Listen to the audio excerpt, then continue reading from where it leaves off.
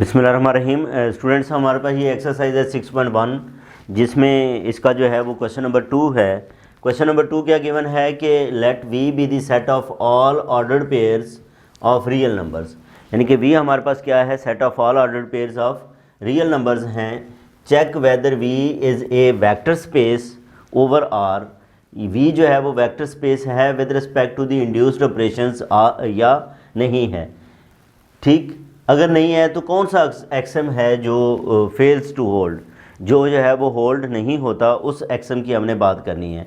ये हमें स्टूडेंट्स उसने जो है वो क्या दिए हैं, ऑपरेशंस दिए हैं, जिसमें जो एडिशन, ये एडिशन है और ये इसकी क्या है, स्केलर मल्टीप्लिकेशन है। तो सबसे हम ये पहले ये देखते हैं कि हमें गिवन क्या है। गिवन हमारे पास है v is equal to set of all ordered pairs of real numbers, set of all ordered pairs of real numbers। Real numbers के तमाम जो है वो ऑर्डर्ड पेयर्स का सेट ये इसके अंदर है, यानी कि जो भी एलिमेंट इसको बिलोंग करेगा वो बेसिकली क्या होगा, एक ऑर्डर्ड पेयर होगा और उसके जो एलिमेंट्स हैं ए बी वो रियल नंबर्स होंगे। ठीक है जी। तो चेक वेदर अब हमने बेसिकली क्या करना चाह रहे हैं, हमारे पास ये ऑपरेशंस हैं। अंडर दीज ऑपरेशंस हमने चेक करना है कि ये वेक्टर स्पेस है या नहीं है। अब वेक्टर स्पेस के लिए जो सबसे पहली चीज़ हम जो है वो स्टूडेंट्स चेक करते हैं वो क्या है, V under abelian, V under addition is an abelian group. ये क्या है, ये एक अंडर एडिशन क्या है, एक अबिलियन ग्रुप है। इसको हम जो है वो सबसे पहले जो है वो प्रूव करेंगे।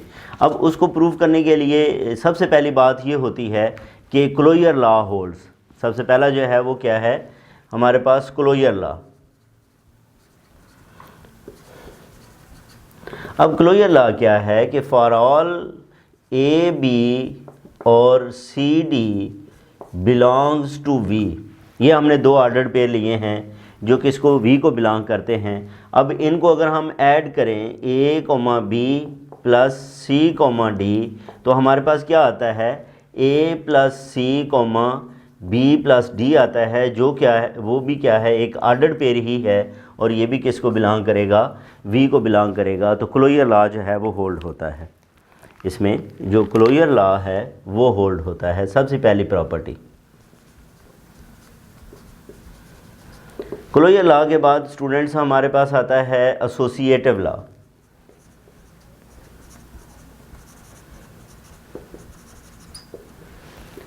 कौन सा लॉ, एसोसिएटिव लॉ के तीन से कोई से एलिमेंट इसके हों तो उनके अंदर हम तरतीब को जो है वो, उनके ब्रैकेट्स को जो है वो चेंज कर सकते हैं। मसलन for all A B c d e f belongs to V, यानी कि तीन हमने ऑर्डर्ड पेयर ले लिए हैं जो कहाँ से हैं, वी से हैं।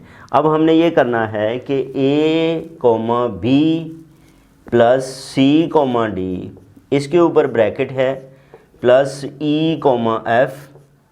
ठीक है, तो ब्रैकेट्स जो है वो अगर हम इसके ऊपर लगा दें तो इससे कोई फ़र्क नहीं पड़ता, ये हमने प्रूफ करना है।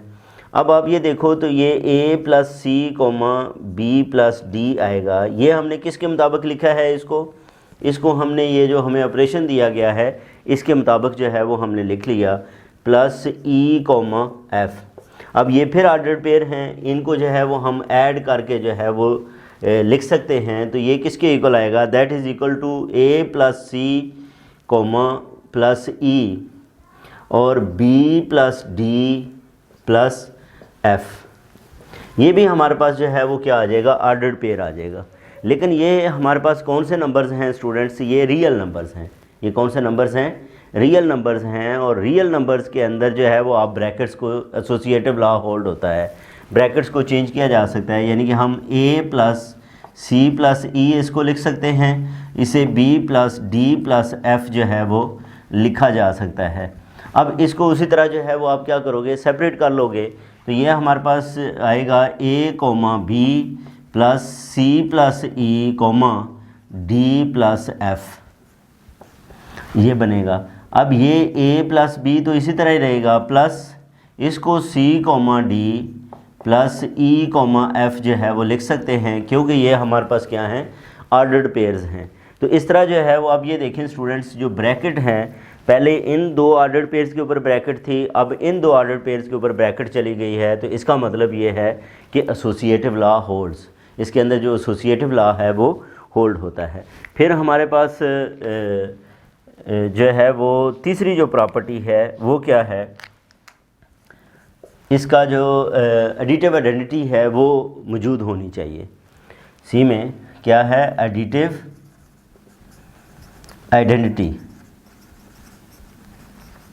अब एडिटिव आइडेंटिटी के लिए क्या है कि आपके पास ये जो 0 0 है, 0 0 belongs to 0 0 belongs to V, ये भी एक ऑर्डर्ड पेयर है। हर ऑर्डर्ड पेयर जो है वो किसको बिलोंग करता है, वी को बिलोंग करता है। Such that for all A b belongs to V, a comma B plus 0 0 is equal to 0 0 plus a comma b is equal to a comma b, यानी कि आइडेंटिटी एलिमेंट के add करने से जो है वो कोई फ़र्क नहीं पड़ा। तो इसका मतलब ये एलिमेंट इसका कौन सा है, ये आइडेंटिटी एलिमेंट है। ये स्टूडेंट्स इसका कौन सा एलिमेंट है, ये आइडेंटिटी एलिमेंट है। इसके बाद हैं इन्वर्सेस। इसके बाद जो है वो क्या हैं हमारे पास, हमने इन्वर्सेस जो है, जो चौथी प्रॉपर्टी है वो इन्वर्सेस की आ जाएगी। चौथी प्रॉपर्टी किसकी आ जाएगी, इन्वर्सेस की। Inverses exist.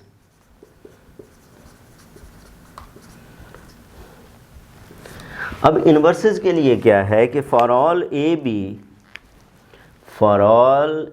B belongs to V minus a minus b belongs to V such that, यानी कि हर इसके लिए आपको पता है ये ए और बी जो हैं वो रियल नंबर्स हैं, रियल नंबर में नेगेटिव नंबर मौजूद होते हैं।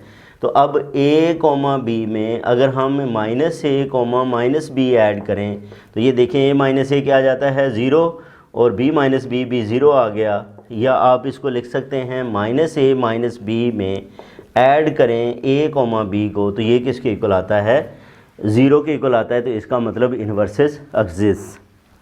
फिर हमारे पास इसका मतलब v under addition is a group, we shows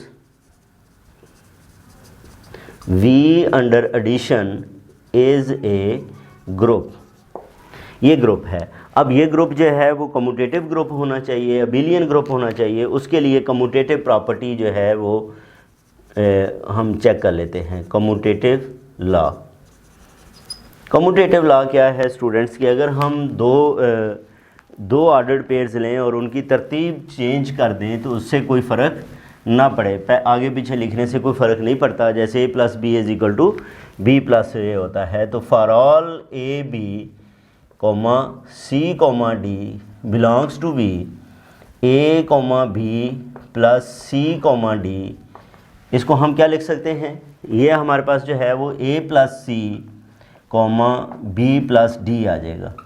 अब ये रियल नंबर्स हैं, रियल नंबर्स में कम्यूटेटिव लॉ होल्ड होता है, यानी कि ये जो a प्लस सी है इसकी जगह पे c प्लस ए हम लिख सकते हैं, b प्लस डी की जगह पे d प्लस बी लिखा जा सकता है। तो इसकी तरतीब जो है वो हमने क्या कर ली, चेंज कर ली।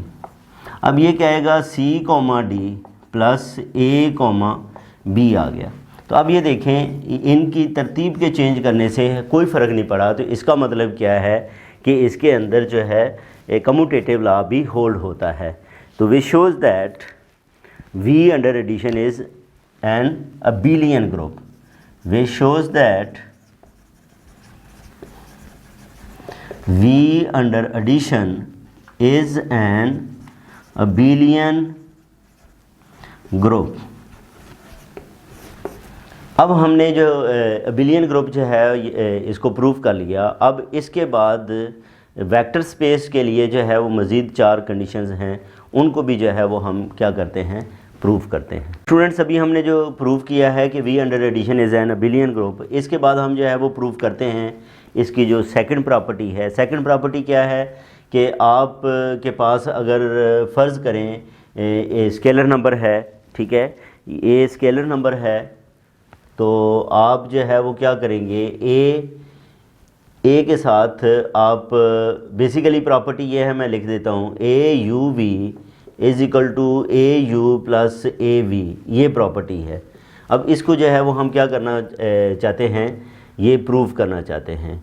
बेसिकली जो हमारे पास एलिमेंट्स हैं, ये जो इस वक्त यू के एलिमेंट, यू और वी एलिमेंट्स हैं, वो किस सूरत में है, वो ऑर्डर्ड पेयर की फॉर्म में है।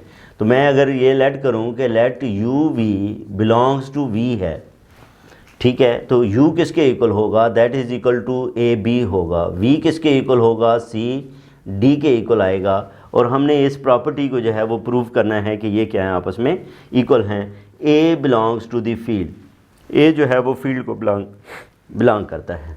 अब ये देखो a u प्लस v, ये किसके इक्वल आ जाएगा, u की वैल्यू क्या है हमारे पास, u जो है that is a comma b, ये ऑर्डर्ड पेयर है, v क्या है, c कोमा d, ये ऑर्डर्ड पेयर है, और इन दोनों को ऐड करना है। और ऐड किसके मुताबिक करना है, ये हमें रूल्स दिए गए हैं, इसके मुताबिक इसको ऐड करेंगे। a इंटू ये a plus C comma b plus d के इक्वल आ जाएगा, ठीक है जी। अब मल्टीप्लिकेशन की बारी आएगी, तो मल्टीप्लाई कैसे करना है, ये पहले एलिमेंट से जो है वो मल्टीप्लाई होगा, यानी कि ये हमारे पास अच्छा, एक स्टूडेंट्स ये चेंज कर लें कि हम इसको ए प्राइम कर लेते हैं, इसको क्या कर लेते हैं, डिफरेंट करने के लिए हम इसे ए प्राइम कर लेते हैं, ताकि क्योंकि ए बी पहले यूज़ हो रहा है तो इसलिए हम इसे ए प्राइम रख लेते हैं।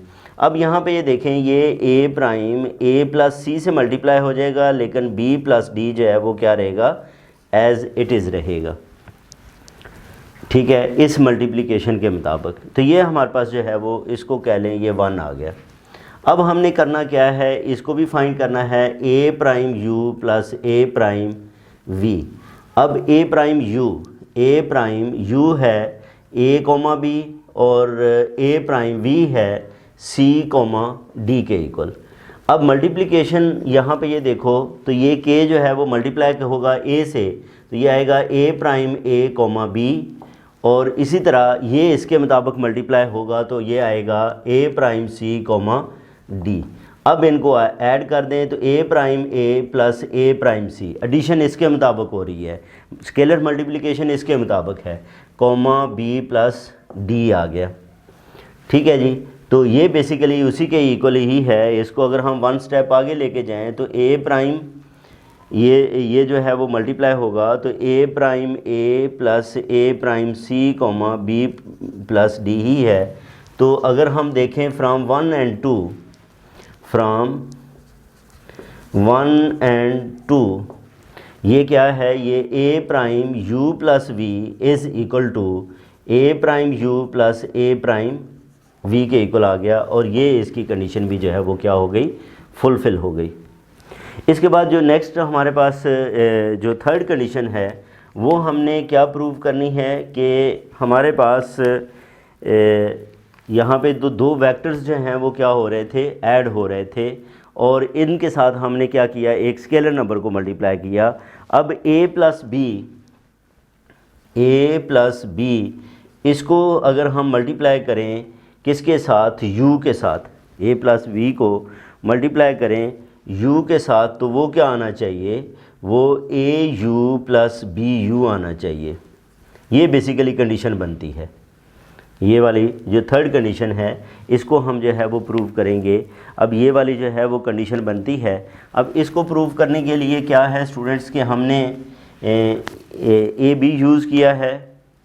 ए बी किसको बिलोंग करते हैं, ए बी फील्ड को बिलोंग करता है, और यू हम एलिमेंट ले लेते हैं, इसको इससे डिफरेंट लेना है आप लोगों ने। ए और बी अगर यूज़ कर ले हैं तो आप सी और डी जो है वो इसको ले लें यू। तो अब यहाँ पे ये देखें, लेफ़्ट साइड के लिए a plus b into u, ये आएगा a plus b into u जो है वो that is c comma d. तो ये क्या बन जाएगा स्टूडेंट्स।